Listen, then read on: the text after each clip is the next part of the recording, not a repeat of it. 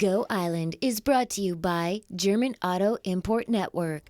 There are 6 must-have conversations that you need to engage with your teenagers. You want to know what they are? Well, stay tuned because we're going to tell you. Salmiak worms, Tabasco, garlic, and onion rings, all clues in a brand new Clocked and better at home with Parksville's SOS.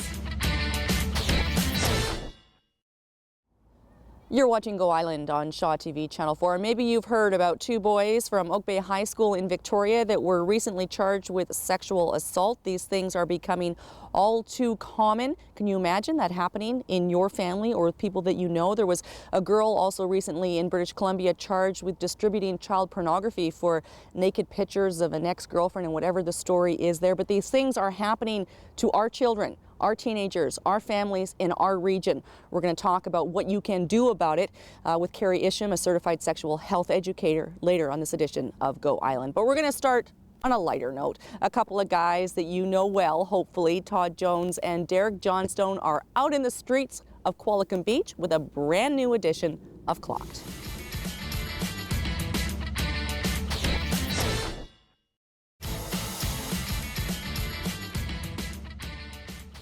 Did we mention that it's pretty cold outside? You know, I get accused of making the challenges for Todd and Derek a little too challenging, but they won anyway. Granted, if it wasn't for Michael Adescott, the Scottish guy that you saw there, they probably would have lost. And just a shout out to Michael from Outdoor Adventures in Qualicum Beach. He was the guy that set us up with the kayaks to get the boys over to Shack Island. I think that was back in episode number 11. You're watching Go Island. 6 must-have conversations with your teen. Certified sexual health educator Kerri Isham. We're going to touch on them all very briefly. The workshop takes place here on February 26th. It's free. Yep. You need to get here early because it will fill up. Limited seating. Consent and sexual harassment. What is consent, technically? So in British Columbia, the age of consent is 16. And what that is, it's a protective tool for young people. And they believe that 16-year-olds can make a decision for themselves about who they want to share their body with. There is a little bit of background too on that. 12-year-olds in the eyes of the law can have sexual intercourse with someone who's up to 14. 13-year-olds can have sexual intercourse with up to 15-year-olds, 14 with 19-year-olds, and then 15 with 20-year-olds. But the age of actual consent is 16. Okay, so we're being very legal, very factual. We all know that in the real world, things get complicated, things Absolutely. Get gray, and those are the types of things that will come up for discussion on February the 26th. Sexual harassment, what is that? Well, it's any unwanted sexual gesturing, touch, notes, etc.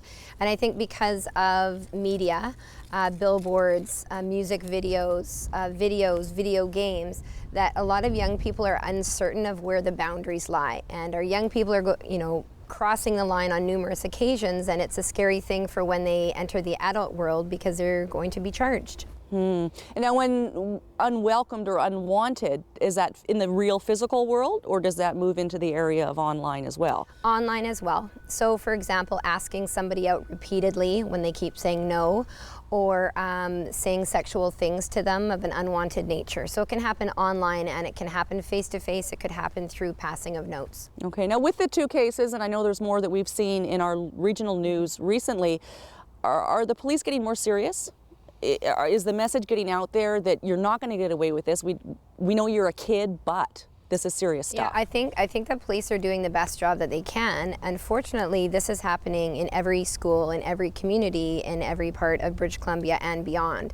So to keep up with it, we need parent involvement, and that's the reason that I'm doing this workshop, is because I want parents to stay ahead of the game, or at least be in the track running at the same speed as their own kids. Not an easy thing to do, but definitely important and perhaps crucial, vital. We're going to talk more about the 6 conversations you must have with your teenagers after we take a short break. Still to come today, Go for Gold, an Olympic-inspired feature, checks out luge and seniors staying at home longer.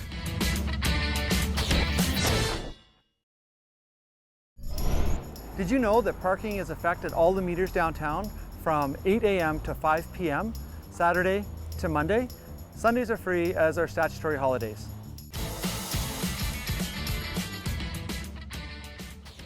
6 must-have conversations with your teenager, a parent workshop with certified sexual health educator Kerri Isham. We're going to touch on just a few because we want you to attend and engage in this conversation for yourself as a parent. Sexting is huge these days. As a parent, I know, and a grown-up, I know what that is, but it was just recently that I got the concept. What is texting and how prevalent is it? So sexting there's 3 ways of sexting. You can send a picture of yourself, semi-nude or nude. You can send a video, or you can be texting sexual conversations. Okay, and this is commonplace today? Unfortunately, yes. For what ages? Well, the earliest I've had to deal with it in the schools that I'm teaching is grade 6.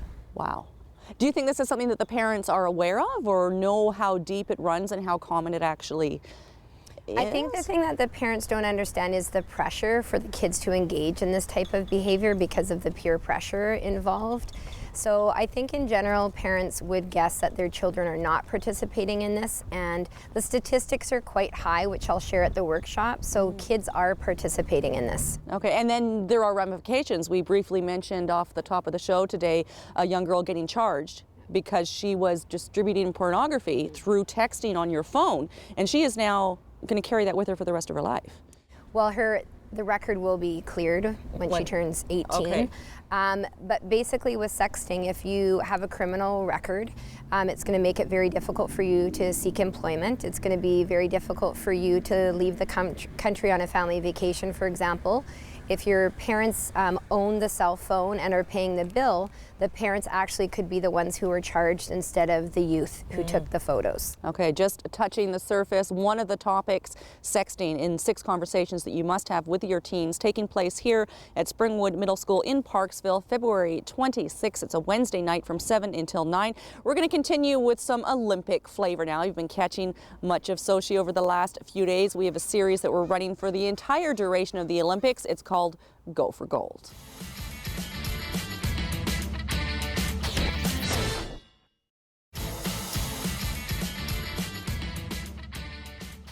You're watching Go Island, and this is one of the shows, and many of them are, where I wish we had an entire hour because the topic is so important and we're just touching the surface. 6 must-have conversations with your teenager about sex and sexuality. Pornography these days is much more than a dirty magazine underneath your pillow. It's accessible, it's free, and kids are getting it. Yeah, unfortunately, we don't have the type of filters that we need, or people aren't aware of the programs that you can download. Some are free. Kids are being able to access sexual images that are well beyond what they're able to understand. Okay, so as a grown-up, we weren't exposed and didn't have access to these scenarios or these images, and they're moving images at such an early age. We've already had a frame of reference, whereas these kids, their first frame of reference is something that isn't realistic or healthy or normal. That's terrifying. Yeah. I think the thing I'm most worried about is if we're not having conversations with kids from a very young age, and I'm talking 7, 8, 9-year-olds, that if they're viewing pornography in secrecy and they're seeing those images over and over again, and they don't have their first sexual experience until they're 16 or 17 or 18, then that is the only thing that they understand is normal. And we know that pornography is not real life, that people don't in general engage in those type of activities. Right. Is one of the biggest challenges getting the parents over the taboos that our generation grew up? An 8-year-old talking about sex. I mean, it just wasn't heard of. Well, I think the main reason kids go to pornography is because they want information and they're curious. And so if we had well-stocked libraries with puberty books, and if we had all of the parents in our communities feeling really comfortable talking to their kids about it, then we may not have kids needing to go to pornography for their sexual health education.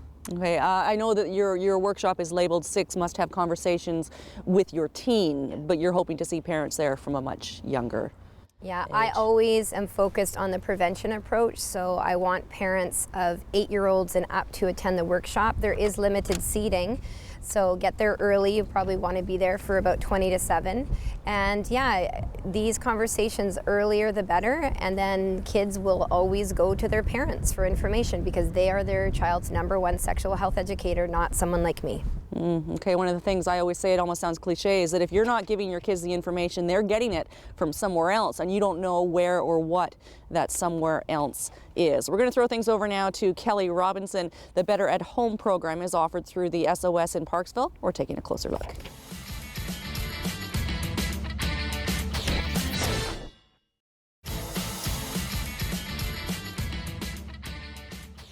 That brings us to the end of this edition of Go Island. Before we go, do you know what this is? Well, it's a social media website called ask.fm, and it's a place where anybody, any age, can ask anonymous questions. What is your favorite Star Wars movie? Or why don't you kill yourself? You're so ugly. That kind of stuff is happening as a parent. Do you know what this is? Or what about this one? This is Snapchat. It allows you to send images that disappear, supposedly, in about 3 seconds or 5 seconds. Well, there are technical ways to make them not disappear. It's being abused by teenagers and younger.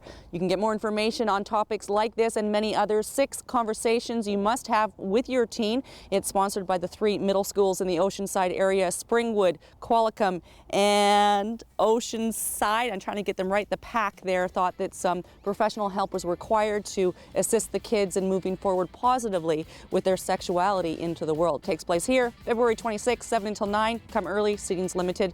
Thanks for watching Go. We'll see you next time. Go Island is brought to you by German Auto Import Network. Clothing supplied by Catwalk Fashions. Kate's Hair and Aesthetics provided by Matteo Salon.